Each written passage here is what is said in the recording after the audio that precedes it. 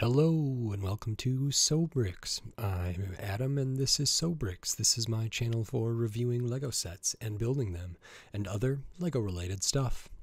In this video, I'm going to be taking a look at the Lego Ninjago Dragons Rising Imperium Dragon Hunter Hound set. This is set number 71790. It has 198 pieces, and I paid $20 for this set. Now, this is one of the last few sets from the newest wave of Dragons Rising sets that I haven't built. I've done the Destiny's Bounty, I've done a lot of the bigger mechs and dragon sets. I haven't done the Temple, and I haven't done the 4+ sets. And I think that's all of them, but this is one I haven't done, and one of the things I really liked recently for the Empress Mech set and for this Jay and Nia's Race Car Evo set from older wave was that it had a full build for the antagonists, or the full build for like the villains of the set and of the series, and this set is one that is like that as well, because the kind of antagonists I believe for this season of Dragons Rising is these Imperium Hunters or Imperium Hounds. Imperium Claw General is the minifigure here, and this whole build is a build for the antagonists, which I was really interested in. That's one of the things I really liked about the Empress Mech versus the Elemental Dragon set. So I'm excited to take a look at this. So in this video, I'm going to open this up, I'm going to put this together, and then I'm going to share my thoughts on it while I build. I will speed the video up, and then I'll slow it back down to review this set. So, until then, enjoy!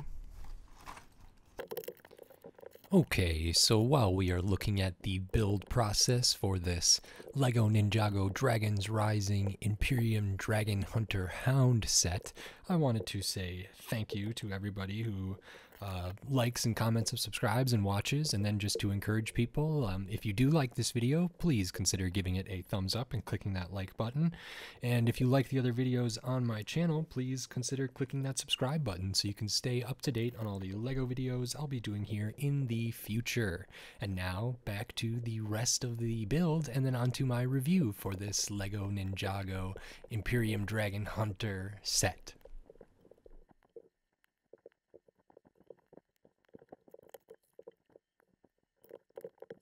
Okay, so that is this Lego Ninjago Dragons Rising Imperium Dragon Hunter Hound set.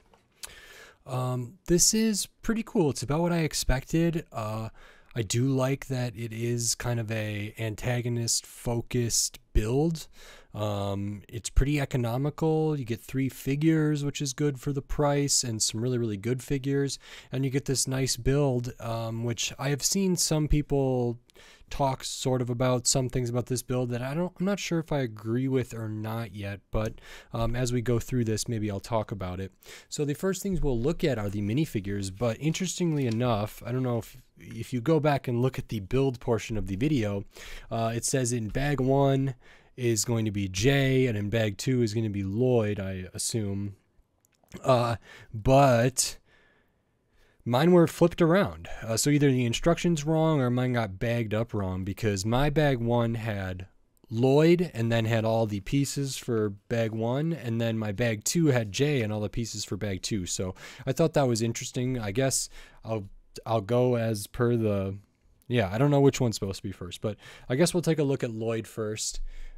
So here we have the Lloyd minifigure, and this is really good, standard. If you've seen the other Ninjago characters from this wave, similar to them in many ways. So nice printing here, Lloyd's logo on the back. Underneath this will be the Dragon Rising Dragon Orb logo there. So let me pull that off so we can see that. We can see Lloyd's alternate face here. And then the masked face, the headpiece, and we can see all the detail up around the collar on the robe there, printing on the midsection, printing on the legs, including the feet, which is very nice. Jay is going to be very, very similar to that. And if you've seen my other videos of other sets from this wave, you can confirm. But same printing on the midsection, printing on the legs, including the feet. We do get Jay's kind of emblem there. On the back will be a shiny dragon orb logo. Jay has an alternate face here besides the mask face, which is good. And of course, their accessories. So those are the two Ninjago ninja characters. And then we get this Imperium Claw General, which this is one that we've gotten in some other sets, but it's really, really great. It does use the new dual molded sword, but attached to this gold bar element to make kind of more of a spear or a scythe looking thing or a halberd. Great, amazingly detailed printing for the torso, the midsection, and the legs. Super fine lines in there. Really, really good metallic print. Same for the face, which is excellent. And it has kind of this really nice, almost samurai-looking hood or helmet there. Of course, we have pauldrons. But the face is very, very nicely molded. A lot of different eyes there. The back is not an alternate face, but there's printing on the back. Back of this armor for the torso is really, really detailed as well. I love these Imperium minifigures. They are very well done, which is always appreciated. And this is kind of the minifigure that can go with the main build here. So there is a couple spots on this Imperium Dragon Hunter Hound that a minifigure can sit in. So there's almost a little saddle portion there, which is very nice.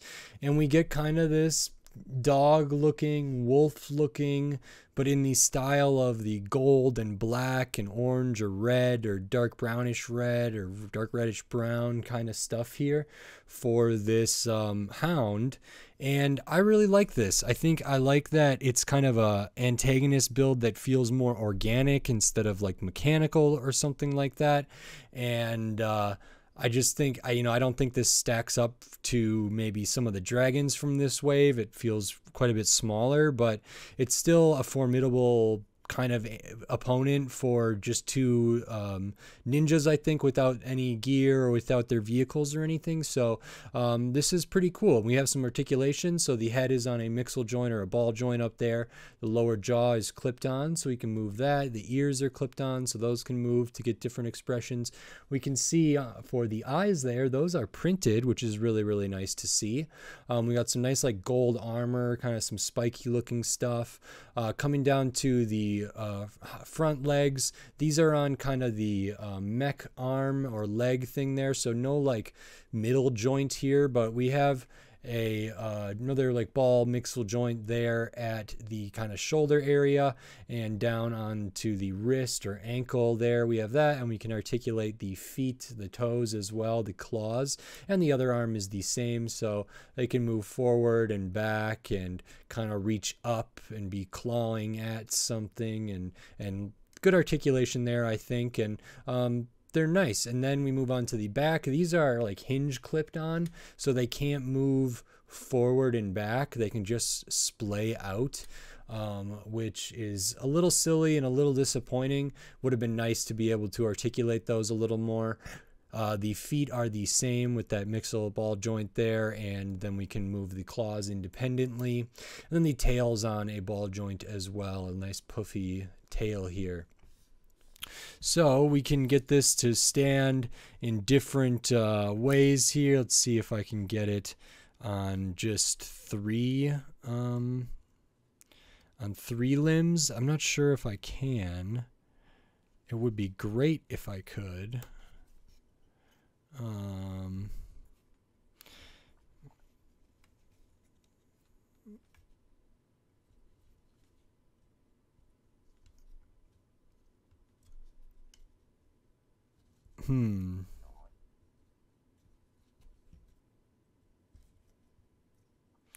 Yeah, a little hard to pose. Not tons of, I don't know if there's poses that it can get into that are not, 4 feet connecting with the ground. It's pretty close.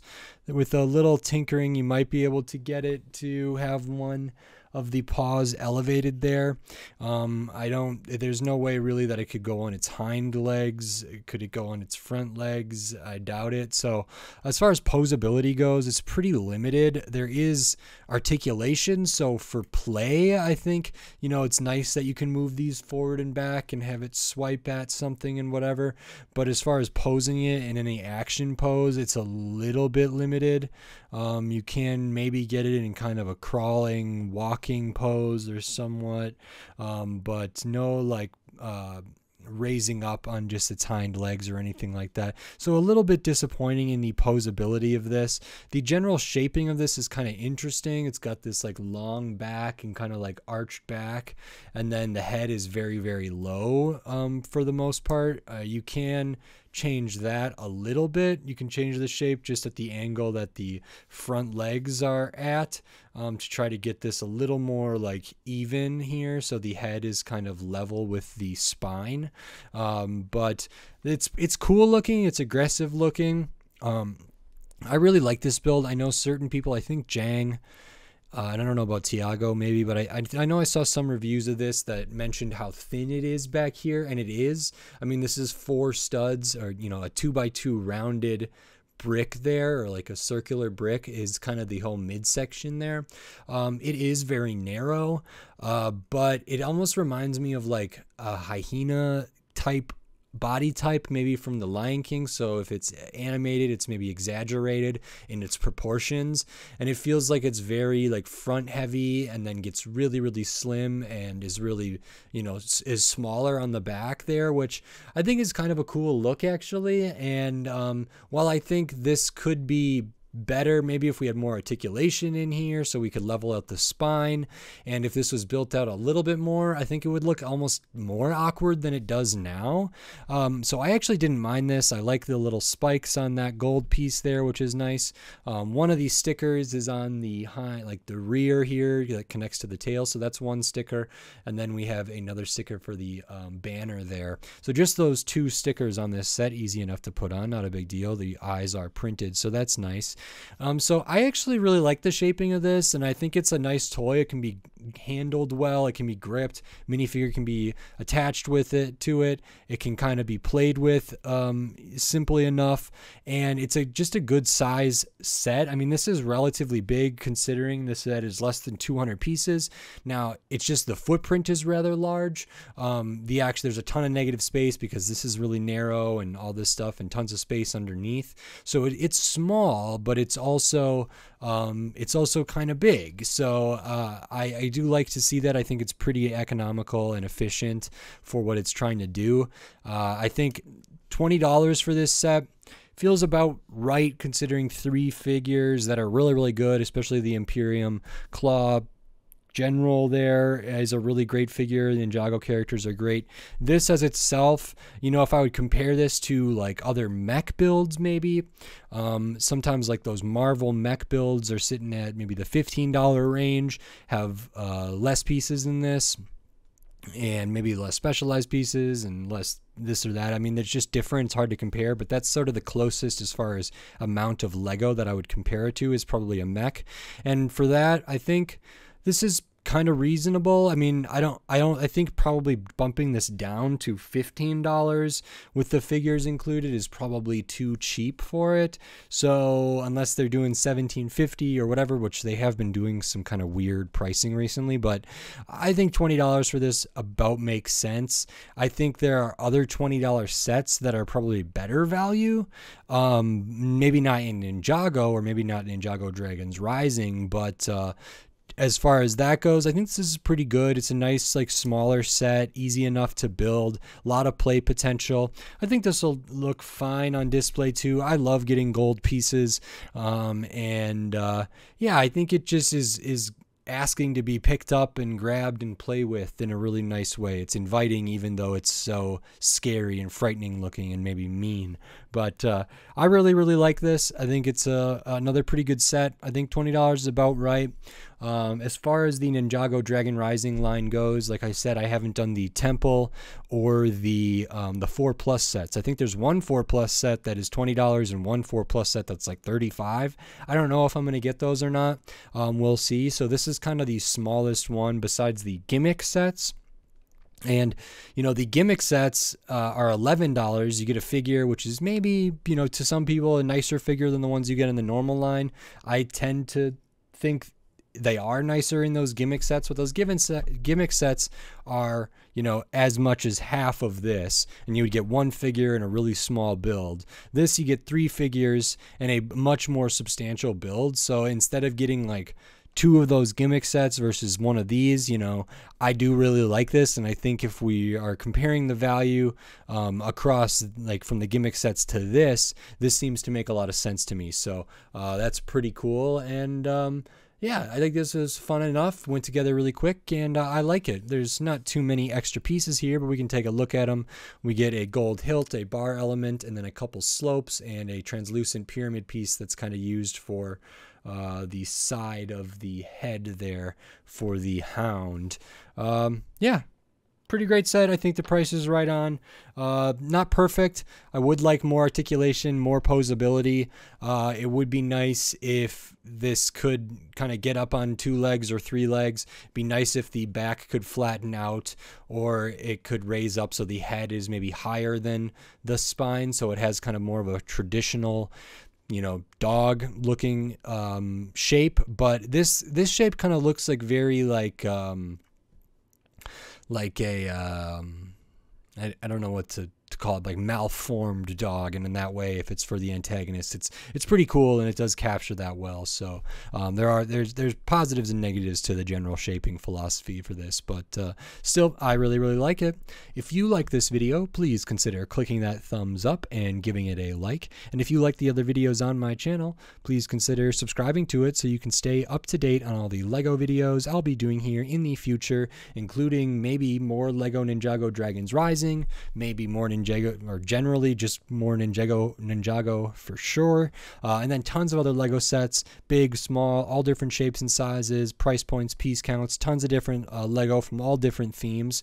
So click that subscribe button so you don't miss it. And if you want to support this channel and support my videos, the best way to do that is over at the Sobricks Patreon, which is patreon.com/SOBRICKS. And over there, by joining for as little as $2 a month, you can get your name on the end of my videos, get access to all my videos early, get access to exclusive videos, and then I have a ton of other stuff in the works over there, so maybe consider checking that out. Every little bit helps, and I really appreciate it, so thank you very much. And with all of that said, until next time, thanks. Bye.